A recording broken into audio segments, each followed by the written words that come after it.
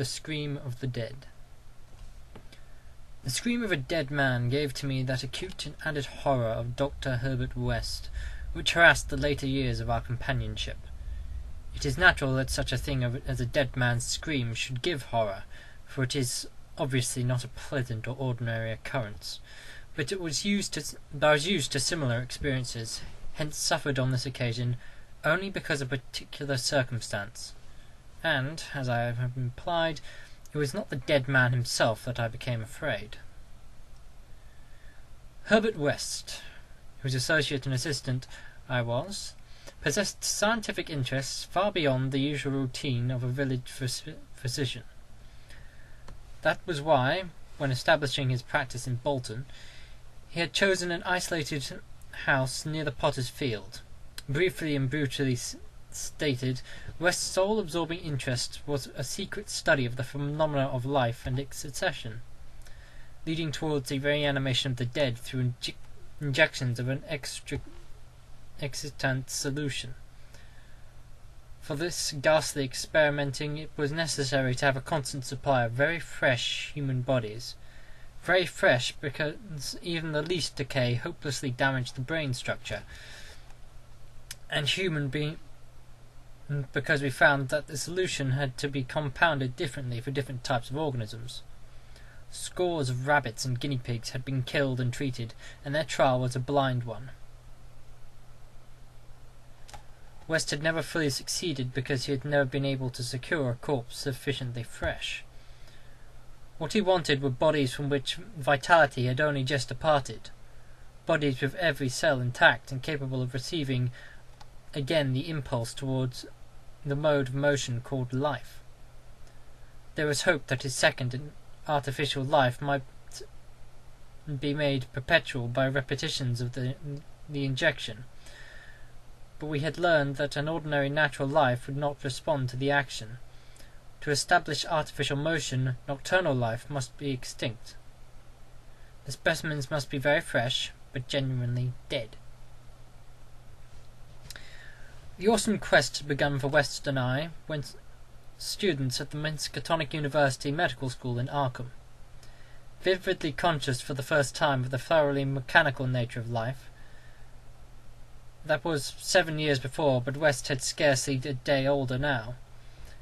He was small, blond, clean-shaven, soft-voiced, and spectacled, with only an occasional flash of a cold blue eye to tell of the hardening and growing fanaticism of his character under the pressure of terrible investigations. Our experiences had often been hideous in the extreme, results of defective reanimation, which lumps of graveyard clay had been galvanized into morbid, unnatural, and brainless motion by various modifications of the vital solution. One thing had uttered a nerve-shattering scream. Another had risen violently, beaten us both to unconsciousness, and run amok in a shocking way before it could be placed behind asylum bars. Still another, a loathsome African monstrosity, had clawed out of its shallow grave and done a deed. West had to shoot that object. We could not get bodies fresh enough to show any trace of reason when reanimated, so had perforce created nameless horrors. It was disturbing to think that one, perhaps two of our monsters still lived. That thought haunted us shudderingly, till finally West disappeared under frightful circumstances. But at the time of the scream in the cellar laboratory of the isolated Bolton cottage, our fears were subordinate to an anxiety for extremely fresh specimens. West was more avid than I, so that it almost seemed to me that he looked half covetously at any healthy living physique. It was July 1910 that the bad luck regarding specimens began to turn. I had been on a long visit to my parents in Illinois, and upon my return found West in a state of singular elation. He had, he told me excitedly, in all likelihood solved the problem of freshness through an approach from an entirely new angle, that of artificial preservation.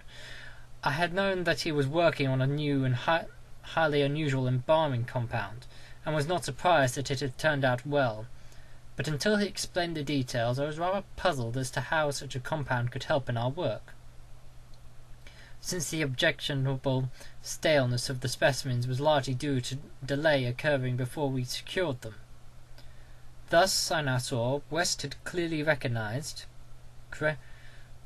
creating this embalming compound for future rather than immediate use, and trusted to fate to supply again some very recent and unburied corpse, as it had been years before that we obtained the Negro killed in the Bolton prize fight. At last fate had been kind, so that on this occasion there lay in the secret cellar laboratory a corpse whose decay could not have, by any possibility, have begun. What would happen on reanimation, and whether we would hope for a revival of the mind and reason, West did not venture to predict. The experiment would be a landmark in our studies, and he had saved the new body for my return, so that both might share the spectacle in accustomed fashion. West told me how he had obtained the specimen. It had been a vigorous man, a well-dressed stranger just off the train on his way to transact some business with the Bolton Worsted Mills. The walk through town had been long, and by the time the traveller paused by our cottage to ask the way to the factories, his heart had been greatly overtaxed. He had refused a stimulant, and had suddenly dropped dead only a moment later. The body, as might be expected, seemed to West a gift heaven sent. In his brief conversation with the stranger, had made it clear that he was unknown in Bolton, and a search for his pockets subsequently revealed him to be one Robert Leavitt of St. Louis, apparently without a family to make inquiries about his disappearance. If this man could not be restored to life, none would know of the experiment. We buried our materials in a dense strip of woods between the house and the potter's field. If, on the other hand, he could be restored, our fame would be brilliantly and perpetually established. So without delay, West had injected into the body's wrist the compound which would hold it fresh for use after my arrival. The matter of the presumably weak heart, which to my mind imperilled the success of our experiment, did not appear to trouble West extensively. He hoped at last to obtain what he had never obtained before, a rekindled spark of reason, and perhaps a normal living creature.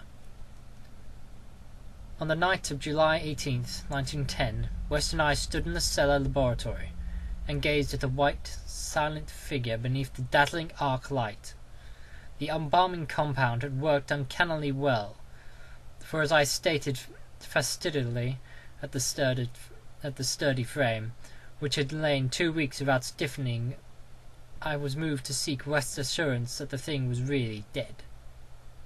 This assurance he gave readily enough, reminding me that the reanimating solution was never used without careful tests as to life, since it could have no effect if any of the original vitality was present. As West proceeded to take preliminary steps, I was impressed by the vast intricacy of the new experiment, an intricacy so vast that he could trust no hand less delicate than his own. Forbidding me to touch the body, he first injected a drug in the wrist, just beside the place his needle had punctured when injecting the embalming compound. This, he said, was to neutralize the compound and release the system to a normal relaxation, so that the reanimating solution might freely work when injected. Slightly later, when a change in gentle tremor seemed to affect the dead limbs, West stuffed a pillow-like object violently over the twitching face, not withdrawing it until the corpse appeared quiet and ready for our attempt at reanimation.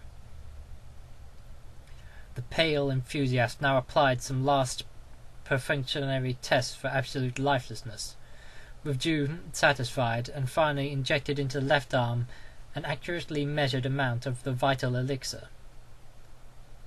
Prepared during the afternoon with greater care than he had used since college days, when our feet were new and groping. I cannot express the wild, breathless suspense with which we waited for results of this first really fresh specimen, the first we could reasonably expect to open its lips in rational speech.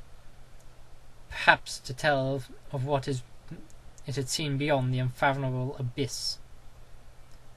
West was a materialist, believing in no soul and attributing all the working of consciousness to bodily phenomena.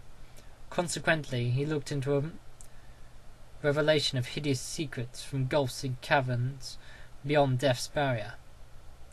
I did not wholly disagree with him theoretically, yet held vague, instinctive remnants of the primitive faith of my forefathers, so that I could not help eyeing the corpse with a certain amount of awe and terrible expectation. Besides, I could not extract from my memory that hideous, inhuman shriek we heard on the night we tried our first experiment in the deserted farmhouse at Arkham. Very little time had elapsed before I saw the attempt was not to be a total failure.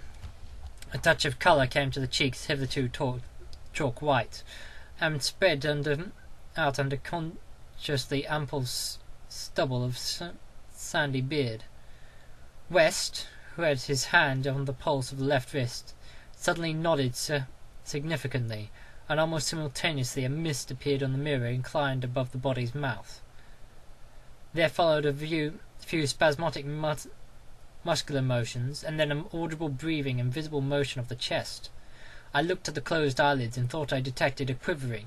Then the lids opened, showing eyes which were grey, calm, and alive, but still unintelligent and not even curious. In a moment of fantastic whim I whispered questions to the reddening ears, questions of other worlds of which the memory might still be present. Subsequent terror drove them from my mind, but I think the last one which I repeated was, "Where have you been?" I do not yet know whether I was answered or not, for no sound came from the well-shaped mouth, but I do know that at that moment I firmly thought the thin lips moved silently, forming syllables which I would have vocalized, for only now in that phrase had possessed any sense of relevancy. At that moment, as I say, I was elated with the conviction that the one great goal had been attained, and that for the first time a reanimated corpse had uttered distinct words impelled by actual reason. In the next moment there was no doubt about the triumph, no doubt that the solution had truly accomplished, at least temporarily, its full mission of restoring rational and articulate life to the dead. But in that triumph there came to me the greatest of all horrors. Not horror of the thing that spoke, but of the deed that I had witnessed, and of a man with whom my professional fortunes were joined. For that very fresh body, at last writhing into full and terrifying consciousness, with eyes dilated at the memory of its last scene on earth, threw out its frantic hands in a life and death struggle with the air, and suddenly collapsed into a second and final dissolution from which there could be no return, screamed out the cry that will ring eternally in my aching brain. "Help! Keep off, you cursed little towhead fiend! Keep that damned needle away from me!"